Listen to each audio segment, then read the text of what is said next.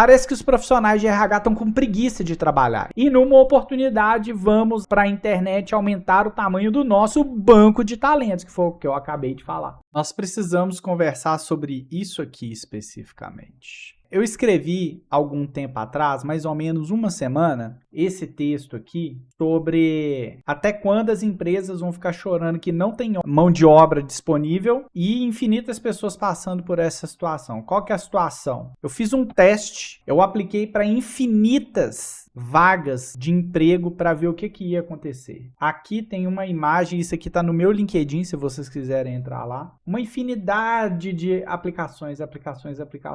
Obviamente, né, a minha qualificação em termos de experiência de mercado, em termos de capacidade técnica, muitas vezes era até muito superior ao que a vaga estava pedindo. Eu apliquei para vagas de liderança, apliquei para vagas intermediárias, apliquei para vagas júnior, cheguei a aplicar até para estágio, para vocês terem uma ideia, para ver o que ia acontecer. E para minha surpresa, né, que não foi muito difícil, mais de 90% das vagas que eu apliquei, eu não tive sequer retorno, tipo assim, olha, você é muito qualificado para essa vaga, ou a gente fechou a vaga. Mais de 90% das vezes foram vácuo total. As pessoas sequer tiveram a decência de falar, olha, muito obrigado por participar, mas seu perfil não está de acordo. Então, eu fiquei pensando muito sobre isso. E aí, onde estão os especialistas de RH? Cadê essa galera toda pra gente pegar e discutir sobre isso, né? Porque eles ficam o dia inteiro aqui no LinkedIn falando, não tem mão de obra. Por que não tem mão de obra? Ou será que tem mão de obra e essas pessoas estão ali alimentando bancos e bancos e bancos, e aí na hora que vai precisar de um profissional, ao invés de recorrer ao banco de cadastro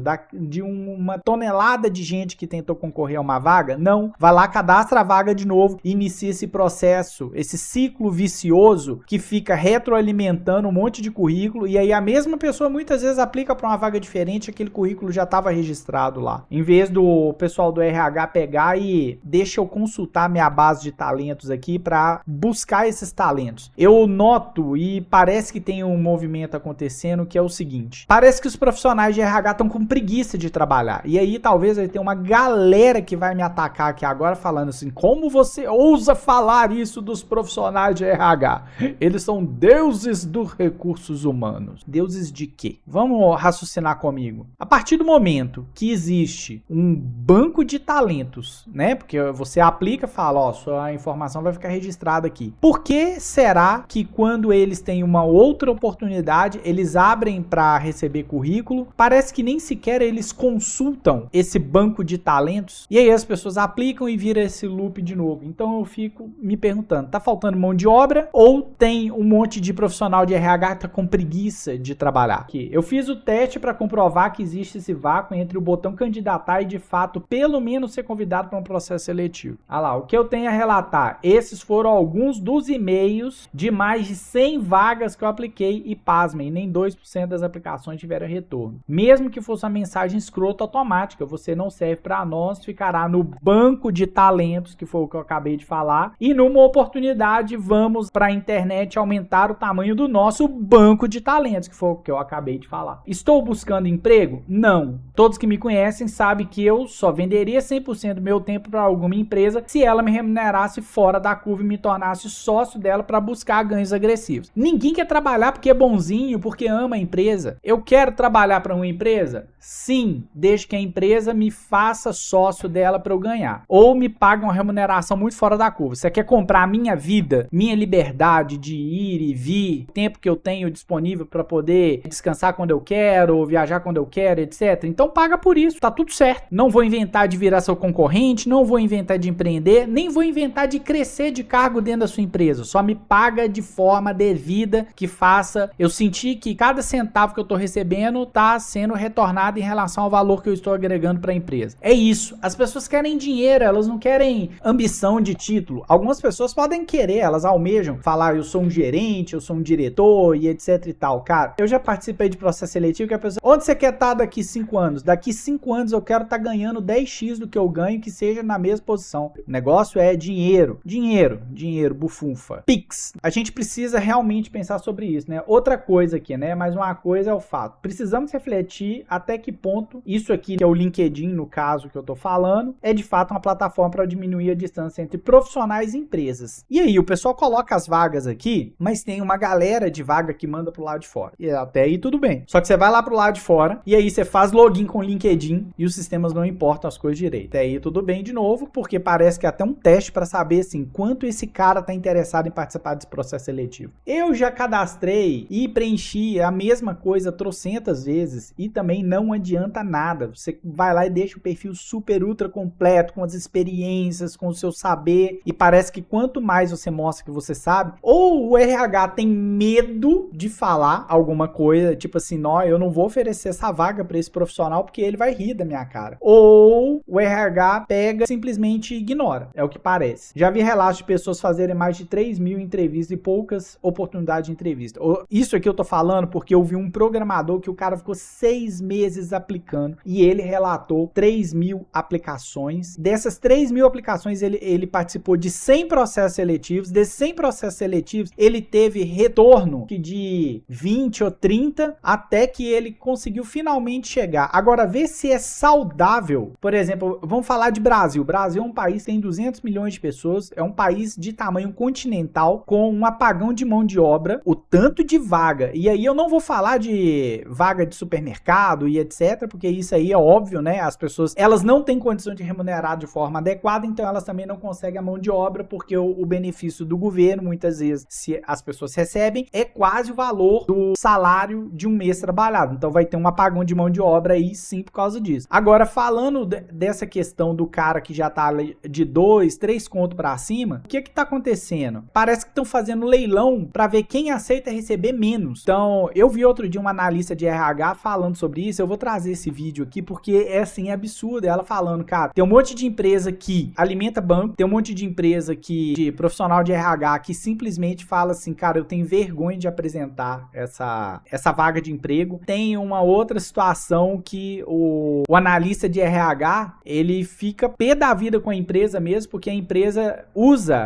ela já tem um orçamento definido para salário. E aí, ao invés dela chegar e falar assim, senhor candidato, eu tô pagando tanto, ela fica fazendo leilão através do especialista de RH para saber quem aceita receber menos aquém do orçamento definido. Então fica assim, qual é a sua pretensão salarial? Cara, perguntou qual é a pretensão salarial, pode saber que mais de 90% de chance de você ser cortado. Porque pretensão salarial hoje, quando você fala, eu quero receber tanto, serve pro cara pegar e achar um absurdo que você fala assim, meu tempo vale tanto. Se você não vai aceitar minha pretensão salarial e vai usar isso como nota de corte, por que de acho você tá me perguntando quanto eu quero receber? Se você tá me perguntando quanto eu quero receber, significa que eu vou querer receber quanto eu acho que meu tempo vale. Você pode ser escroto e me excluir do processo seletivo e sua empresa que vai se ferrar no caso, porque eu sou um talento que pode multiplicar sua empresa, ou você pode chegar e falar assim, Guilherme, essa remuneração que você me pediu, ela tá muito fora do meu orçamento. Meu orçamento máximo é esse. Essa oferta, ela é razoável para você? Obviamente, muito provavelmente para mim não seria, mas pode ser que para outra pessoa seria. Então, a falta de comunicar com o candidato, essa remuneração tá fora, mas eu tenho isso para te oferecer, serve, faz com que continue o limbo de gente que não consegue emprego e de empresas que não conseguem contratar. E aí eu volto numa coisa que, será que é porque o analista de RH fica com vergonha?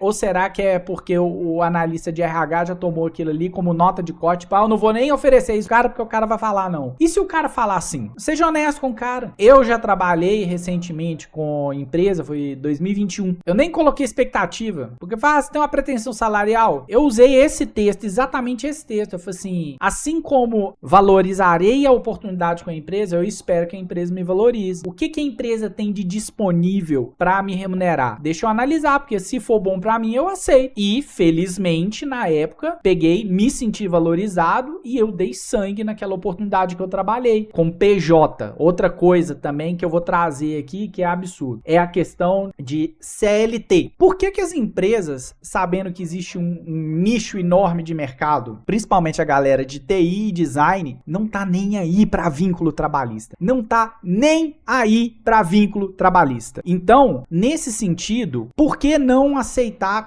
contratar a gente como pessoa jurídica. Se você vai me pagar 2.000 em carteira, você vai ter que pagar mais ou menos ali de 1.500 de imposto pro governo. Por que você não pega esses 1.500 reais aí, incorpora isso no montante e fala, olha, eu vou te pagar 3,5 no mês, só que você tem que me dar uma nota fiscal todo mês. E aí fala assim, ah, mas e o direito trabalhista? Não existe essa porcaria, gente. Pelo amor de Deus, pensa comigo. Vocês aí escutam quantas pessoas que processam a empresa e nunca recebem. Por que que nunca recebem? Porque a justiça do trabalho não funciona. Ela só está ali para encher o raio do saco, mas ela não funciona. O número de pessoas hoje que conseguem receber alguma coisa é muito pequeno. É muito pequeno. E demora, assim, horrores. Então, assim, eu vejo que a gente paga caro por um estado desse tamanho que não funciona também.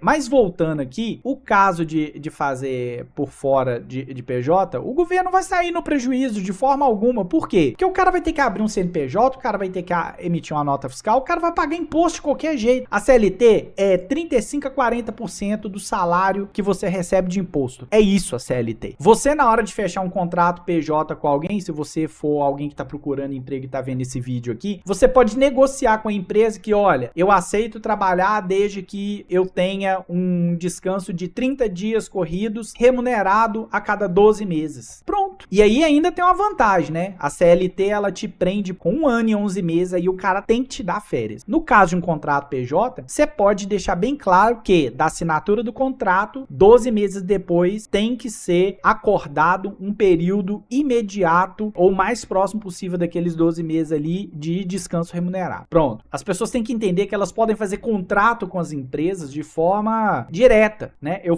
fugi aqui um tanto, mas isso também tem a ver com essa questão desse limbo de conseguir uma oportunidade de emprego. Algumas empresas me procuram diretamente aqui no LinkedIn para me chamar para participar de processo seletivo. Aí eu falo, tá, me explica o que é a vaga para saber se eu vou investir o meu tempo e deixar você investir o seu tempo em mim. Aí as pessoas pegam e falam, e eu falo, olha, eu aceito participar desde que seja dessa forma a remuneração. E que seja PJ. Se for só CLT, muito obrigado, um abraço. Acabou, fim de papo. Mas é o meu posicionamento. Por quê? Porque eu não acredito que ser seletista funciona. Fica a mensagem para esses profissionais de RH, para que eles parem com essas coisas de não responder. E outra, para com essas respostas automáticas. Se o candidato errou em alguma coisa, você só vai conseguir ter um candidato que vai facilitar o seu trabalho se você der um feedback de verdade para ele. Se você manda uma mensagem automática para ele porque aquele cara falou alguma coisa errada, você não tem como ajudar o cara a melhorar. Se RH é recursos humanos e a intenção é ajudar as pessoas a se recolocarem no mercado e etc, ajude a pessoa a se recolocar no mercado, ajudando ela a entender o que ela tá fazendo de errado para ela se reposicionar no mercado. Não deixa a pessoa no vácuo ou dar uma resposta automática, porque isso não ajuda a pessoa a conseguir um trabalho. E você tá aí no seu trabalho quietinho, feliz da vida, mas e o outro? Pensem nisso. Vou convidar a vir aqui, deixar o comentário, curtir, compartilha com as pessoas também. É importante a gente conversar sobre isso, porque parece que tem um caos instalado entre candidatos, RH e empresa. É isso. Tamo junto. Um abraço.